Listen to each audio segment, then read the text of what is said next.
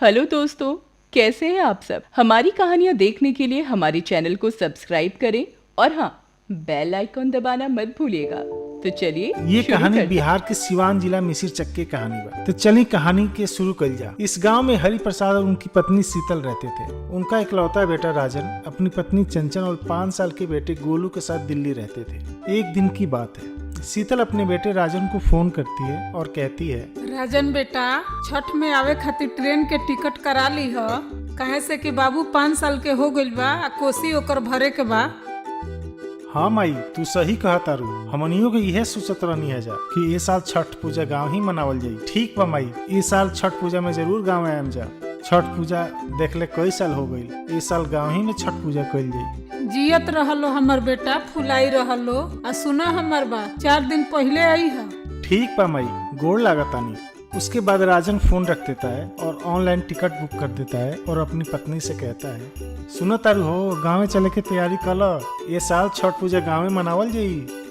रउरा तो हमरे मुंह के बात छीन लेनी है। समय गुजरता रहा और दीपावली के अगले दिन, अरे सुनत बाड़ू हो, कल लिच्छवी ट्रेन से गाँव में चले के बाद तू न एगो काम करी है, कल सवेरे जल्दी जल्दी उठ के सारा सामान तैयार कर ली है। शाम के 3 बजे गाड़ी बा, तो ज्यादा साज श्रृंगार में मत लगल रही है, नहीं तो गाड़ी छूट जाई। तो का कहे के चाहत बनी, 2 साल पे गावे जातनी, अहिंगा सादा कपड़ा में चले जाई। एक बात के ध्यान रखिए, स्टेशन पर गोलू का हाथ हम पकड़े रहे आ तू एकदम हमरे साथे साथे रही हो, ना तो भीड़ में खोए के चांस बन जाई। तभी गोलू भी भागते भागते आया और बोला, पापा कल कौ बजे गाड़ी आई? 3 बजे के ट्रेन बा। चलो जल्दी से खाना खा के सो जा, सुबह जल्दी उठे के बाद। अगले दिन आनंद विहार स्टेशन पर राजन एक हाथ में गोलू का हाथ पकड़े हुआ था और दूसरे हाथ में बड़ा सा अटैची लिए हुए तेज कदमों से लगभग दौड़ा हुआ जा रहा था। अरे गोलू की माई, जल्दी जल्दी चलो ना तो गड़िया छूट जाई। अरे गोलू के बाबू, तनी धीरे ही चली, पैरवा दुखा गइल बा, सांस फूलता। अब तू सारा सांस अब एक साथ गाड़ी में ही ले लिया, जल्दी दौड़ लगाओ ना तो ट्रेन छूट जाई। तारा के कल राते कहत रही कि समय पर तैयार हो जाइए, तो तू समझू तब ना। पता नहीं का सामान बक्सा में भर ले बड़ू, ऊपर से बक्सा इतना भारी बबू अलग। थोड़ा जल्दी चलो, कदम बढ़ाओ, देखो गाड़ी खुल गई बा। वहीं ट्रेन धीरे धीरे चलने लगी थी। तीनों भागकर गाड़ी तक पहुंचने की कोशिश करने लगे, तब तक गाड़ी ने भी तेज रफ्तार पकड़ लिया था। किसी तरह दौड़कर तीनों ने ट्रेन पकड़ लिया और जाके अपनी सीट पर बैठ गए। अगले दिन अपने घर पहुंच गए। घर पहुंचकर अपने मम्मी पे पैर छुए। जियत रहलो हमर बेटा और फुलाइल रहलो। गोलू बाबू, तू कितना बड़ा हो गइल बड़ा। अगले दिन सुबह शीतल अपने बेटे राजन से कहती है, ए बाबू, छठ घाटे जाके सफाई कर दलो। ठीक बा माई। उसके बाद राजन गांव के अपने दोस्तों के साथ झरही नदी के किनारे जाते हैं और वहां पे साफ सफाई करते हैं। और वहीं दूसरी तरफ शीतल अपनी बहू चंचल से कहती है, सुनो तारू हो बहू, गेहूं के साफ करके छत पर सुखा दो। सुखावत समय ध्यान रखियो कि कौआ जूठ ना करे गेहूं। ठीक बा माँ जी। उसके बाद चंचल वहां से चली जाती है। चतुर्थी के दिन नहाए खाए की व्यवस्था हुई।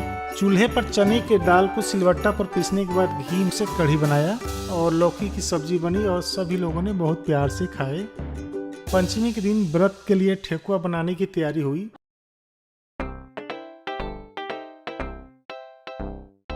घर वाली गाय के दूध से खरना का खीर बना था। उसके बाद सभी लोग स्नान करके खरना का प्रसाद ग्रहण किए। फिर अगली सुबह शीतल अपने बेटे राजन से कहती है, ए बाबू, कोसी भरे के बा तो जाके मार्केट से सारा कोसी के सामान ले आवलो और छठ के डाली और प्रसाद सारा ले अइहलो, ऊख भी ले अइहलो और दिया भी ले अइहलो, नारियल, हल्दी, सिंघाड़ा, 5 गो फल जरूर लेके अइहलो, सारा सामान लेके अइहलो। ठीक मम्मी, अबे जाके खरीद के ले आवत बनी। उसके बाद राजन मार्केट जाता है और वहां से सारा सामान खरीद कर लाता है। शीतल तथा चंचल छठ पूजा के लिए प्रसाद बनाते हैं, जिसमें ठेकुआ प्रमुख होता है। शाम के 3 बजे, ए गोलू बाबू, तनी फोन लगा के पूछवा बिमला चाची तैयार भइली की ना और कब बजे से छठी घाटे चले के बा। ए पतोहू, सारा सामान दौरा में रख देले बड़ू की ना? हाँ माँ जी, सारा सामान सजा देले बनी। गोलू अपनी बिमला चाची को फोन करता है, लेकिन फोन बिमला चाची का लड़का सोनू उठाता है तो गोलू कहता है, सब क्यों तैयार हो गई बा कि ना सोनू? हाँ, सब क्यों तैयार हो गई बा। दादी पूछत रहली कि छठी घाटे कौ बजे से चले के बा। माई कहत रहली कि 4 बजे से छठी घाटे चलल जाई। पटाखा ले ले बड़ा की ना? अरे हम खूब पटाखा ले ले बानी, गर्दा मचा दियल जाई। उसके बाद गोलू फोन रख देता है और अपनी दादी से कहता है, दादी हो सब केहू 4 बजे जाई। थोड़ी देर बाद दादी दादा मम्मी पापा सब लोग चलो लो छठी घाटे। ए पापा ये दोरा अपनी मुड़िया पे रख लो। उसके बाद राजन दौरे को नमस्कार करते हैं और अपने सर पर उठा कर रख लेते हैं और गोलू हाथ में गन्ना पकड़ लेता है और सब लोग रोड पर आ जाते हैं और उसके साथ साथ पड़ोसी भी आ जाते हैं और सोनू भी हाथ में गन्ना पकड़े रहता है और सभी लोग गीत गाते हुए